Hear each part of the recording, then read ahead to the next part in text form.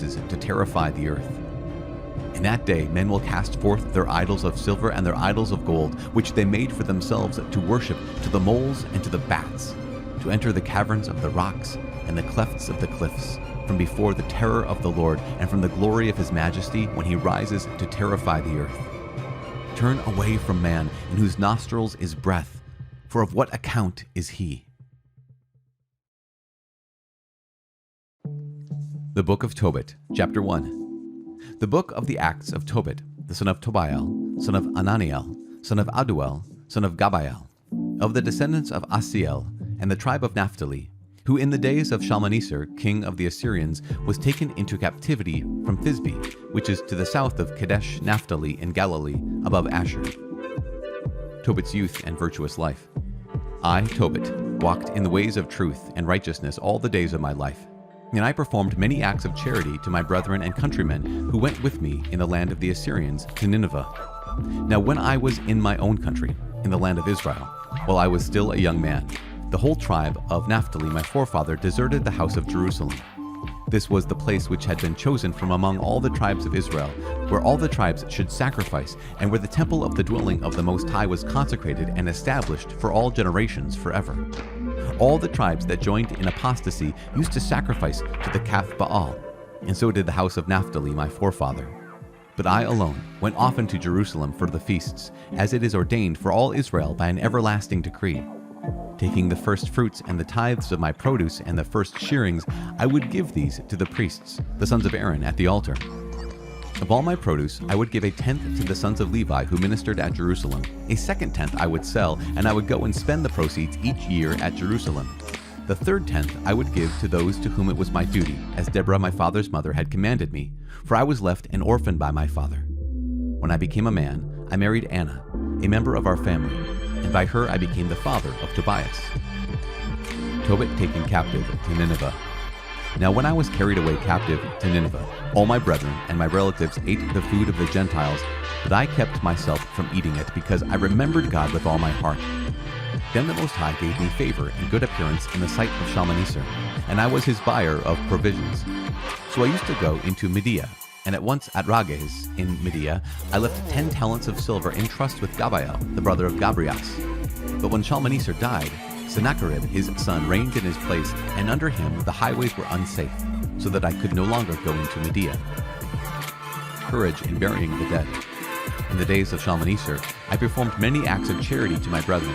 I would give my bread to the hungry and my clothing to the naked, and if I saw any one of my people dead and thrown out behind the wall of Nineveh, I would bury him. And if Sennacherib the king put to death anyone who came fleeing from Judea, I buried them secretly, for in his anger he put many to death.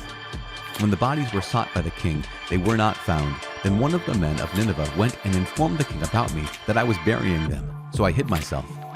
When I learned that I was being searched for to be put to death, I left home in fear. Then all my property was confiscated, and nothing was left to me except my wife Anna and my son Tobias. But not 50 days passed before 2 of Sennacherib's sons killed him, and they fled to the mountains of Ararat. Then Esarhaddon his son reigned in his place, and he appointed Ahikar, the son of my brother Anael, over all the accounts of his kingdom and over the entire administration. Ahikar interceded for me, and I returned to Nineveh. Now Ahikar was cupbearer, keeper of the signet, and in charge of the administration of the accounts. For Esarhaddon had appointed him second to himself. He was my nephew. Chapter 2. When I arrived home and my wife Anna and my son Tobias were restored to me at the Feast of Pentecost, which is the sacred festival of the 7 weeks, a good dinner was prepared for me, and I sat down to eat. Upon seeing the abundance of food, I said to my son, "Go and bring whatever poor man of our brethren you may find among the exiles in Nineveh, who is mindful of the Lord, and he shall eat together with me. I will wait for you until you come back." So Tobias went out to look for some person of our people. When he came back, he said, "Father," and I replied, "Here I am, my child." And he went on to say, "Look, father, one of our own people has been murdered and thrown into the marketplace, and now he lies there strangled." So before I tasted anything, I sprang up and removed the body to a place of shelter until sunset, when I might bury it. And when I returned, I washed myself and ate my food in sorrow. Then I remembered the prophecy of Amos, and how he had said against Bethel, "Your feasts shall be turned into mourning, and all your songs into lamentation." And I wept. Tobit becomes blind. When the sun had set, I went and dug a grave and buried the body. And my neighbors laughed at me and said, "He is still not afraid. He has already been hunted down to be put to death for doing this, and he ran away, yet here he is burying the dead again." On the same night, after I, Tobit, returned from burying the dead, I went into my courtyard and slept by the wall of the courtyard, and my face was uncovered because of the heat. I did not know that there were sparrows on the wall, and their fresh droppings fell into my open eyes, and white films formed on my eyes. I went to physicians to be healed, but the more they treated me with ointments, the more my vision was obscured by the white films until I became completely blind. For 4 years, I remained unable to see. All my kindred were sorry for me, and a hiker took care of me for 2 years till he went to Elemaus. Tobit's wife earns their livelihood. Then my wife Anna earned money at women's work. She used to send the product to the owners and they paid her wages. One day, the 7th of Distress, when she cut off a piece which she had woven and sent it to the owners, they paid her full wages and they also gave her a kid. When she returned it to me, it began to bleat, so I called her and said to her, "Where did you get the kid? It is not stolen, is it? Return it to the owners, for it is not right to eat what is stolen." And she said, "It was given to me as a gift in addition to my wages." But I did not believe her and told her to return it to the owners, and I blushed for her. Then she replied to me, "Where are your charities and your righteous deeds? You seem to know everything."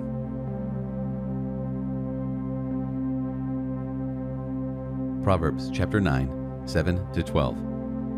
He who corrects a scoffer gets himself abuse, and he who reproves a wicked man incurs injury. Do not reprove a scoffer, or he will hate you. Reprove a wise man, and he will love you. Give instruction to a wise man, and he will be still wiser. Teach a righteous man, and he will increase in learning. The fear of the Lord is the beginning of wisdom, and the knowledge of the Holy One is insight. For by me your days will be multiplied, and years will be added to your life. If you are wise for yourself. If you scoff, you alone will bear it.